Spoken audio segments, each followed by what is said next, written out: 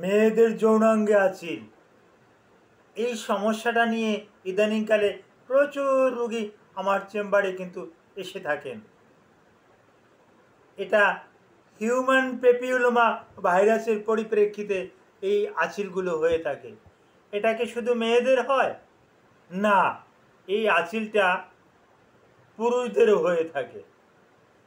পুরুষদেরও বিশেষ করে প্যানিসে, পুরুষাঙ্গের নিচে অন্ডকোষে, সেখানে ছোট ছোট দানার মতন, পুঁতির দানার মতন, মনে হয় যেন ফুলকপি ফুটে আছে, এই রকমের গোটা গোটা নিয়ে আমাদের কাছে রুগীরা চলে আসেন। তবে পুরুষদের তুলনায় মহিলাদের যৌনাঙ্গে এবং অ্যানাসের আশেপাশে এই আঁচিলগুলো অত্যন্ত বেশি, এবং এটা সম্পূর্ণরূপে হিউম্যান পেপিউলোমা ভাইরাসের পরিপ্রেক্ষিতেই এটা হয়ে থাকে। আসসালামু আলাইকুম রহমতুল্লাহি ওয়া বারাকাতুহু। আমি ডাক্তার মীর শহীদুল ইসলাম। আমার চেম্বার শুভেচ্ছা 255 ঐতিহ্যবাহী শেখগার্ড ছিলেন। যে কোনো একটা সার্চ ইঞ্জিনে আপনি ডাক্তার মীর শহীদুল ইসলাম লিখে সার্চ দিলে আমার সম্পর্কে যাবতীয় তথ্যাদি পেয়ে যাবেন। জি, আলোচনা করতেছিলাম মহিলাদের যৌনাঙ্গে আঁচিল, গোটা, সিস্ট, এগুলো বেশি বেশি দেখতে পাই। আর মহিলাদের পাশাপাশি পুরুষদেরও এটা আছে, তবে পুরুষদের তুলনায় কয়েক গুণ বেশি মহিলাদের। এটা দেখতে কেমন?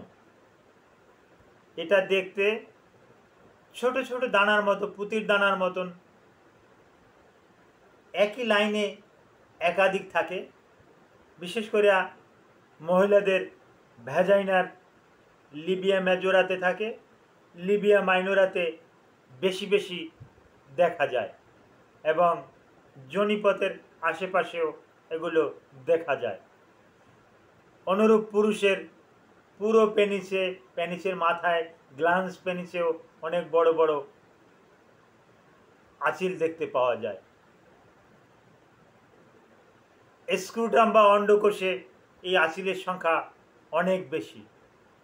আর আমি আগেই বলেছি, এটা এসভিপি দিয়া হয়ে থাকে, হিউম্যান পেপিউলোমা ভাইরাস দিয়ে এটা হয়ে থাকে।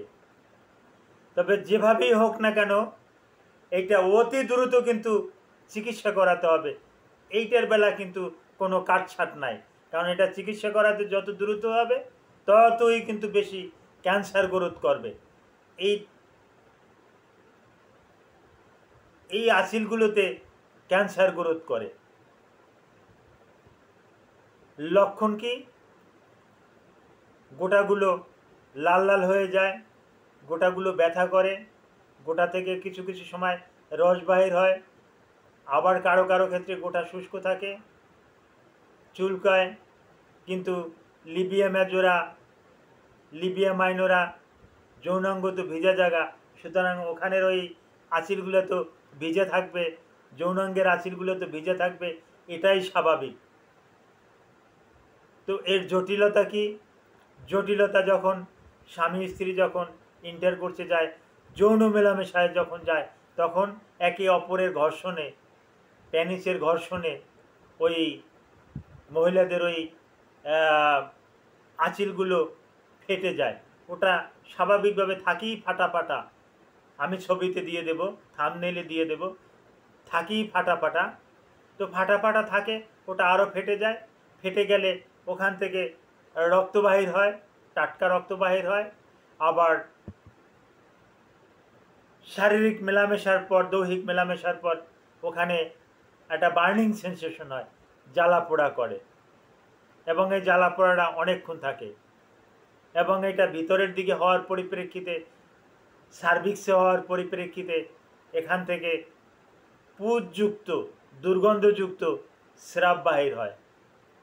পুরুষদের ক্ষেত্রেও এরকমের ইউটিআইটা বেশি হয়, ইউরিনারি ট্র্যাক্ট ইনফেকশন বেশি হয়ে যায়, জ্বালা পোড়া করে। যেহেতু এটা ট্রান্সমিটেড ডিজিজ, একজনের শরীর থেকে অন্যজনের হয়। আর বিশেষ একটা জরিপে দেখা গেছে এটা কম বয়সে যাদের বিয়ে হয় তাদের ক্ষেত্রে একটু বেশি এটা আমরা পরিলক্ষিত করেছি, দেখতে পেয়েছি। তো এটা শনাক্ত করার উপায় কি, কোনো পরীক্ষা নিরীক্ষা আছে কি? জি, এটা হিউম্যান পেপিলোমা ভাইরাসের কিছু পরীক্ষা নিরীক্ষা আছে, পরীক্ষা করে ভাইরাস শনাক্ত করা যায়। তবে এটা আমরা ফিজিক্যালি দেখি এটা আমরা বুঝতে পারি যেটা papilloma virus, human papilloma virus.